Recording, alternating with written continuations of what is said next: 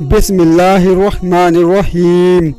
جب حضور صلی اللہ علیہ وسلم کی عمر 40 سال ہوئی تو اچانک آپ کے ساتھ کچھ عجیب و غریب چیزیں ہونے لگیں۔ وہ اس طرح جب بھی آپ باہر گھومنے جاتے تو راستے کے ہر پیڑ پتھر آپ کو سلام کرتے۔ اچانک آواز آنے لگتی، اے محمد السلام علیکم۔ یہ سن کر حضور صلی اللہ علیہ وسلم پریشان ہو جاتے کہ آخر یہ آوازیں کدھر سے آ رہی ہیں۔ یہاں تو ہر طرف سناٹا ہی سناٹا ہے، کوئی نظر نہ آتا، لیکن وہ آوازیں برابر آتی رہتی۔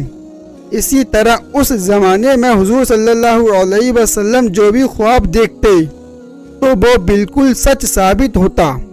خواب میں دیکھتے کہ میں فلاں انسان سے بات کر رہا ہوں، یا کعبے کے پاس کھڑا ہو کر نماز پڑھ رہا ہوں، یا دور سے کوئی انسان مجھ سے ملنے آ رہا ہے، تو اگلے دن وہ سبھی باتیں بالکل سچ ہو کر نظر آتی۔ یہ سب دیکھ آپ صلی اللہ علیہ وسلم پریشان تھے کہ آخر یہ میرے ساتھ کیا ہو رہا ہے۔ وقت گزرتا گیا اور حضور صلی اللہ علیہ وسلم کو اکیلا رہنا زیادہ پسند آنے لگا۔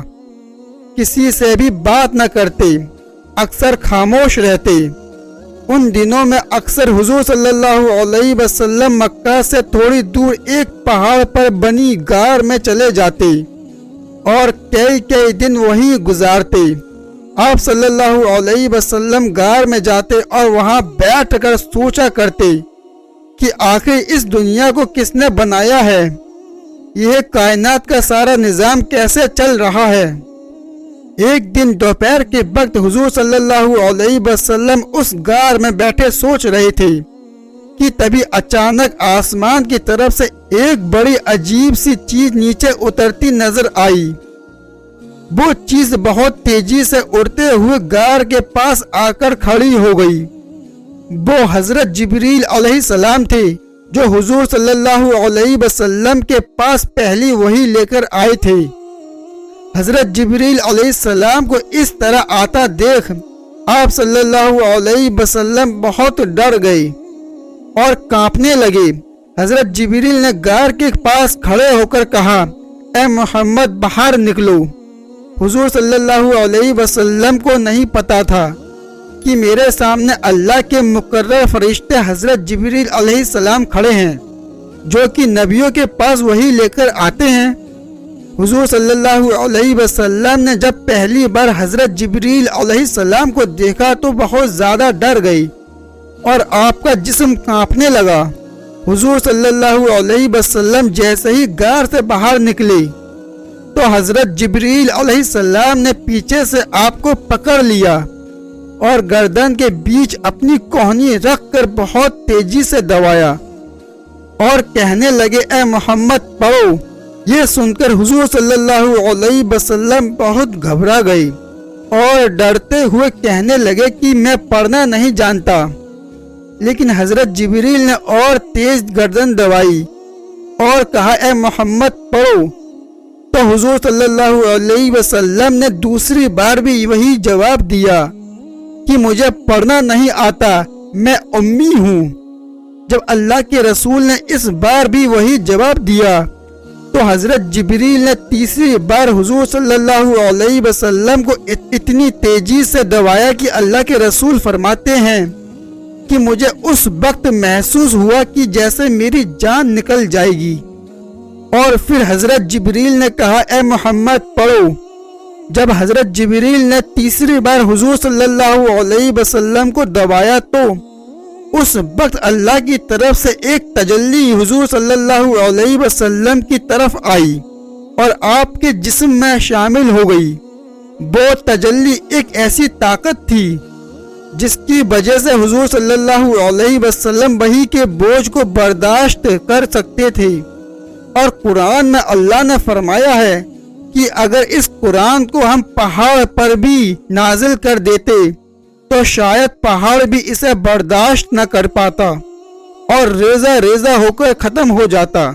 لیکن اللہ نے حضور صلی اللہ علیہ وسلم کا دل ایسا مضبوط بنا دیا تھا کہ آپ صلی اللہ علیہ وسلم آرام سے اس قرآنی وحی کے بوجھ کو برداشت کر لیتے۔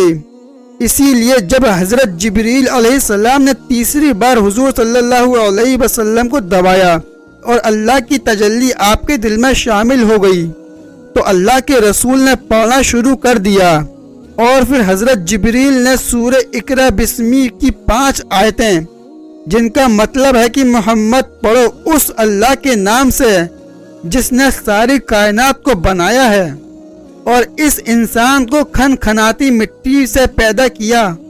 آپ کا رب بہت مہربان ہے جس نے قلم کے ذریعے انسان کو علم سکھایا اور اسے وہ باتیں بتائیں کہ جو وہ بھی نہیں جانتا تھا۔ حضرت جبریل نے حضور صلی اللہ علیہ وسلم کو قرآن کی آیتیں پڑھائی اور پھر دور ہٹ کر کھڑے ہو گئے۔ اللہ کے رسول اس وقت حضرت جبریل کو بہت ڈری ہوئی نظروں سے دیکھ رہے تھے۔ اچانک حضرت جبریل علیہ السلام پھر سے آسمان کی طرف اڑنے لگے۔ یہ دیکھ حضور صلی اللہ علیہ وسلم اور زیادہ ڈر گئے اور جلدی سے گھر کی طرف چل دیے۔ اس وقت وہاں پہاڑ پر کوئی بھی موجود نہیں تھا، ہر طرف سناٹا ہی سناٹا تھا۔ دوپہر کا وقت تھا اور آسمان پر سورج چمک رہا تھا۔ ایک معصوم سا انسان اس ویران علاقے میں کھڑا کانپ رہا تھا، کوئی اسے سہارا دینے والا نہیں تھا۔ اس انسان کو نہیں پتا تھا کہ آخر یہ فرشتہ کون ہے اور میرے پاس کیوں آیا ہے، لیکن شاید اب دنیا کی تقدیر بدلنے کا وقت آ چکا تھا اور اللہ بھی اپنے اس پیارے نبی سے مخاطب ہو رہے تھے جن کے لیے ساری کائنات کو بنایا گیا۔ زمین، آسمان، چاند، سورج، چرند و پرند، یہاں تک کہ ہر چیز کو انہی کے خاطر پیدا کیا گیا۔ آج اس معصوم نبی کو اس ویران علاقے میں ساری دنیا کو صحیح راہ پر لانے کی ذمہ داری دی جا رہی تھی۔ لوگوں کو بتایا جا رہا تھا کہ اے لوگوں، اب وہ نبی آ چکا ہے جس کا دنیا کی ہر چیز انتظار کر رہی تھی۔ وہ نبی آ چکا ہے جس کے آنسو پر آسمانوں میں تہلکا مچ جائے گا۔ وہ نبی آ چکے ہیں جس کی دعاؤں پر آسمانوں کے سارے فرشتے اس کی مدد کرنے آ جائیں گے۔ ہمارے نبی حضور صلی اللہ علیہ وسلم اس وقت پہاڑ پر کھڑے حضرت جبریل علیہ السلام کو آسمان کی طرف جاتے دیکھ رہے تھے اور آپ کا سارا جسم کانپ رہا تھا۔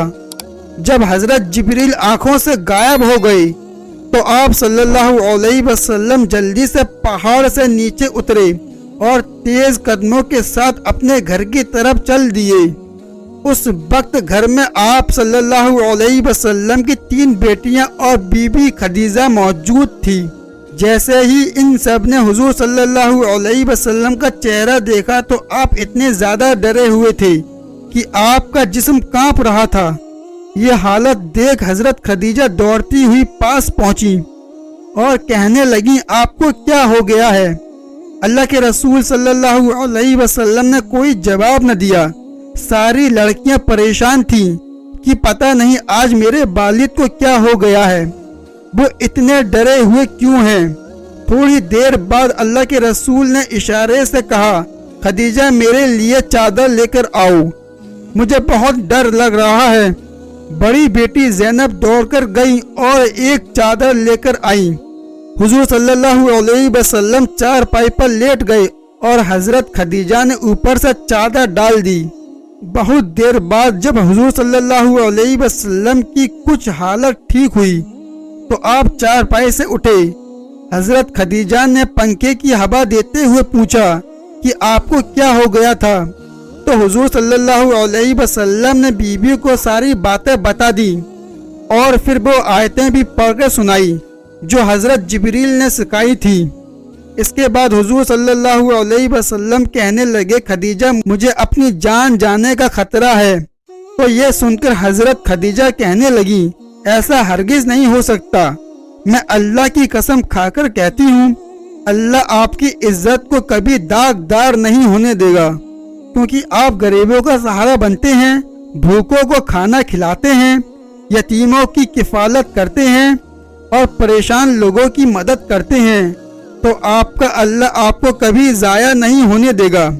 لیکن حضور صلی اللہ علیہ وسلم کی گھبراہٹ کم نہیں ہو رہی تھی، تو حضرت خدیجہ نے کہا کہ آپ پریشان نہ ہوں، چلو میرے ساتھ میرے چچا کے لڑکے برکہ بن نوفل کے پاس چلو، وہ پرانی کتابوں کے ماہر ہیں، مجھے یقین ہے کہ وہ آپ کے بارے میں ضرور کوئی اچھا مشورہ دیں گے۔ پیارے دوستو، اس کے آگے کا واقعہ انشاءاللہ جلد ہی اپلوڈ کیا جائے گا۔